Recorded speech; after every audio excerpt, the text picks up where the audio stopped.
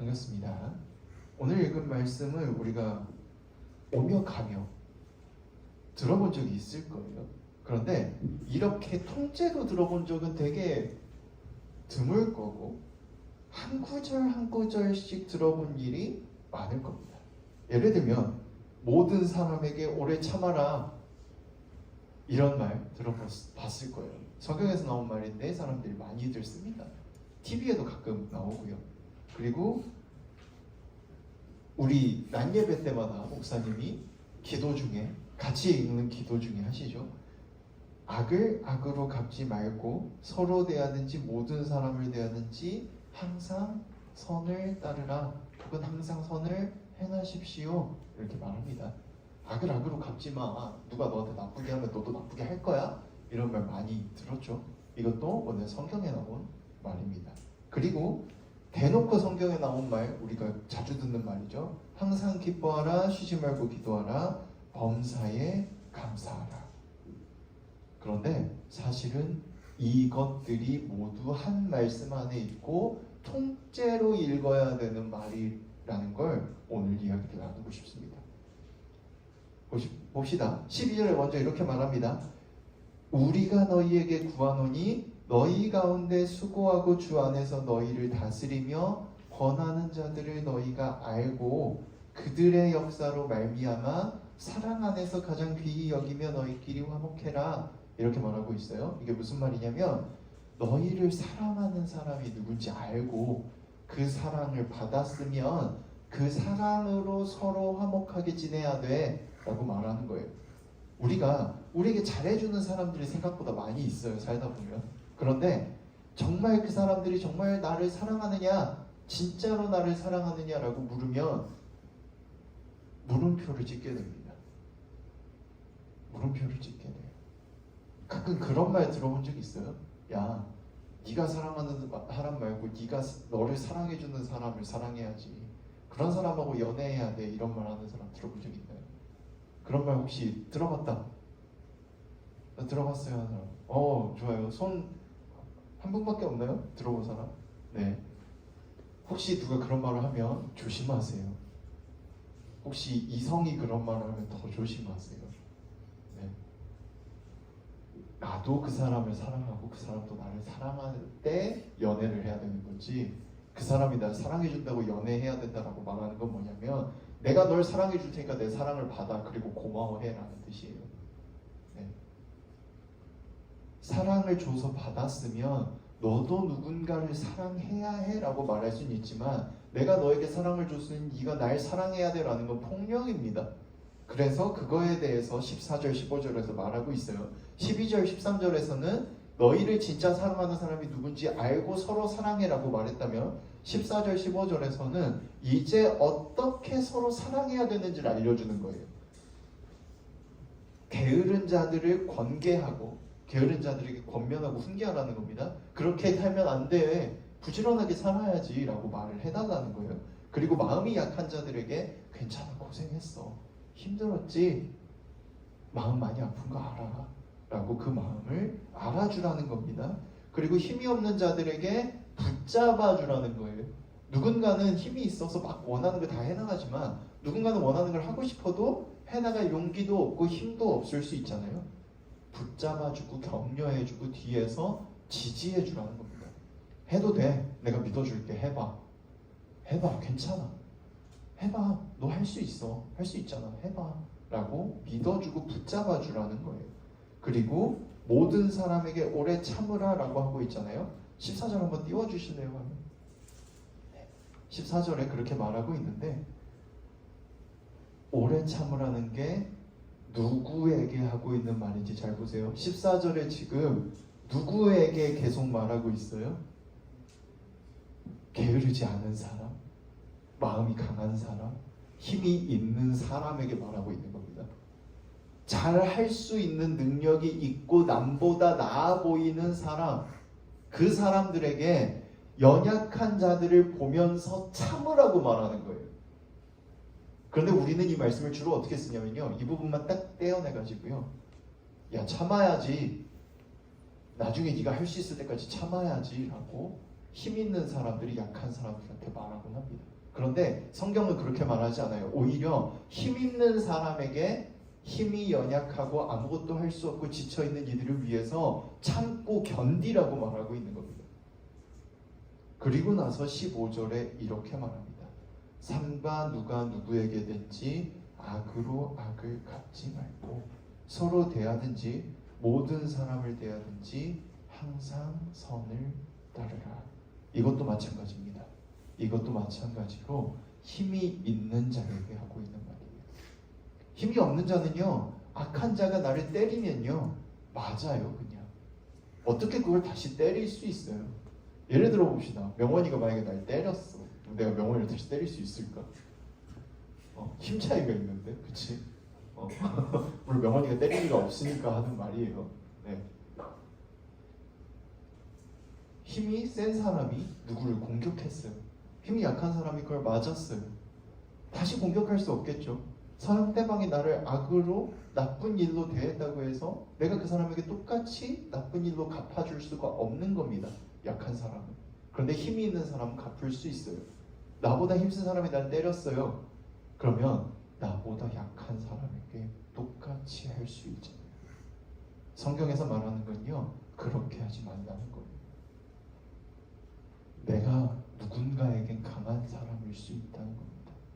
억울한 일을 당했어요. 아파요. 그렇다고 나보다 더 억울한 사람을 만들면 안 된다는 거예요.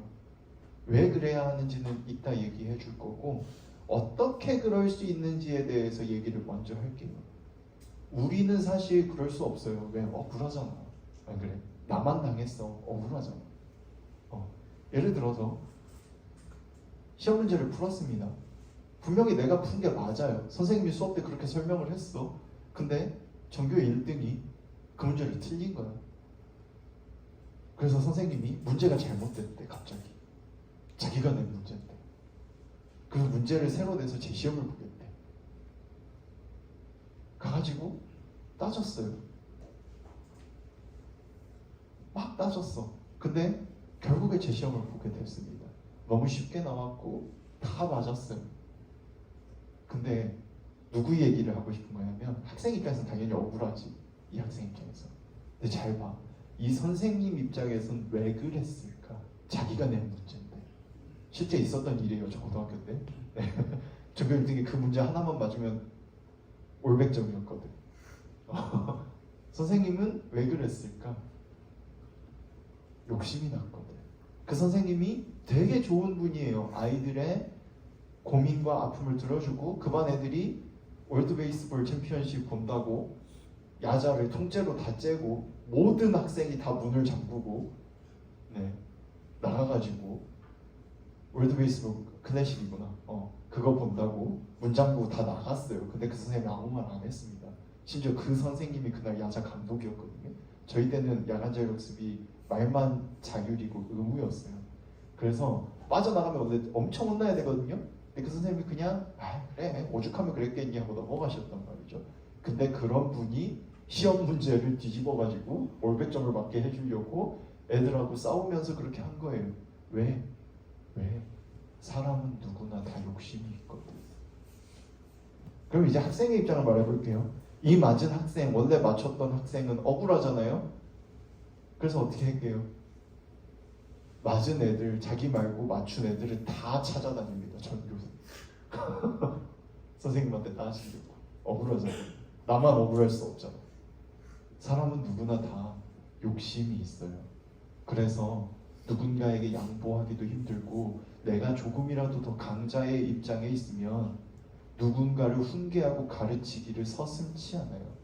누군가에게 너 잘못했어, 그렇게 하면 안 돼라고 말하기를 멈추지 않아요. 그 사람이 성장할 수 있게 지지해주고 기다려주고, 그렇게 하면 좀 누군가 기분이 나쁘잖아. 아니면 그렇게 하면 네가 남들에게 나쁘게 보일 수 있잖아. 이렇게 해보면 어떨까?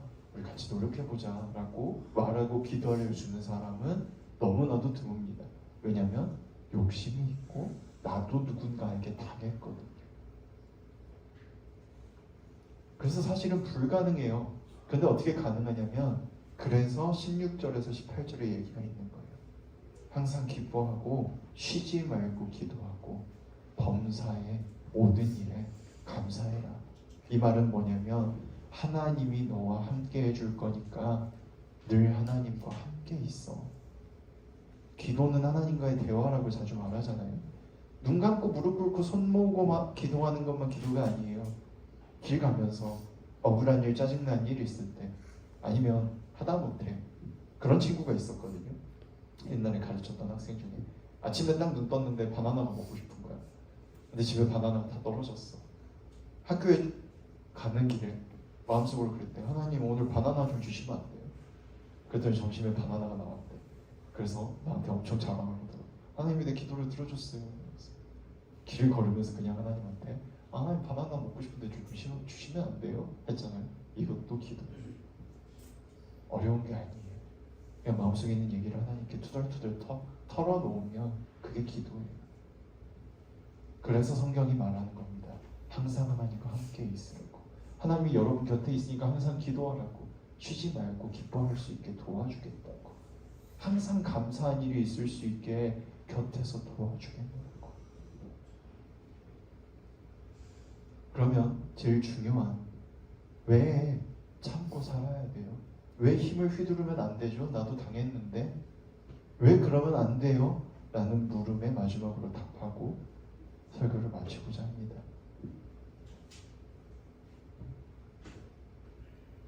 누가 물건을 도둑질을 당했어요. 나도 화가 나서 누구 걸 훔쳤습니다. 그 사람도 화가 나서 다른 사람 걸 훔쳤어요. 근데 훔치고 나서 생각해 보니까 내가 열심히 일하는 것보다 훔쳐서 사용하는 게 더 나은 것 같다는 생각이 들었어요. 그래서 모든 사람이 한 명 한 명 한 명 다 물건을 훔치기 시작합니다. 더 이상 아무도 물건을 만들지 않을 때까지 훔치게 됐어요. 그 사회가 끝까지 갈 수 있을까요? 누군가가 한 명이 컨닝을 했습니다. 성적을 잘 받았어요. 자랑을 했어요. 안 걸렸대요. 그 얘기를 듣고 억울해서 나도 컨닝을 했어요. 내가 누군가에게 말했어요. 또 누군가 컨닝을 했습니다. 그 사람이 대학에 들어가서 사회에 나와서 혹은 수능 시험을 볼 때 제대로 일을 해나갈 수 있을까요? 스스로 생각하고 판단하는 연습을 하지 않았는데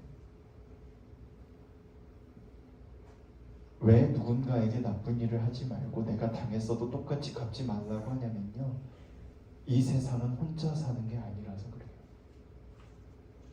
우리가 만든 거, 우리가 입고 있는 옷, 우리가 아침에 먹은 음식, 혹은 내가 뭔가를 만들었을 때, 뭔가를 했을 때 나 혼자 쓰고 끝나고 내가 직접 만든 거 없어요.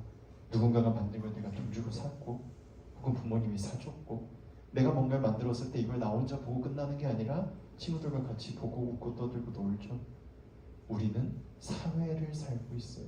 함께 살고 있기 때문에 모두 다 악해지면 안 되기 때문에, 그리고 악한 자들은 법의 테두리 안에서 혹은 법이 없으면 누군가의 분노와 정의로 인해서 누군가 올바른 법적인 집행을 하는 사람에 의해서 심판받게 되어 있어요.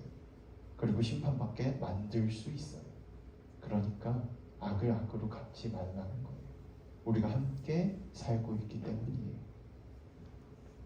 우리가 함께하며 나아갈 수 있길 원합니다. 하지만 이런 것들 사실 다 잊어버려도 되고요. 하나님이 늘 함께 있다는 것만 기억하시면 돼요. 하나님이 여러분과 함께 있습니다. 여러분이 두려워하고 머뭇거릴 때 기도를 들어주십니다. 여러분이 나아갈 때, 억울한 일 당할 때 여러분의 기도를 들어주십니다.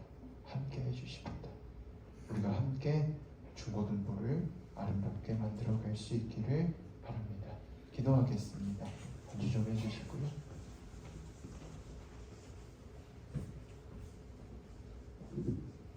오늘 본의 아니게 조금 길어졌네요.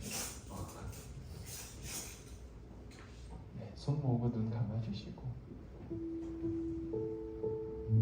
기도는 대화입니다. 하나님께 하고 싶은 말을 지금 하시기 바랍니다. 마음속에 있는 얘기, 어떤 것이라도 좋아요. 배고픕니다, 뭐 이런 것도 좋습니다. 하나님께 마음속에 있는 얘기를 지금 잠깐 각자 목소리로 하겠습니다. 기도합니다.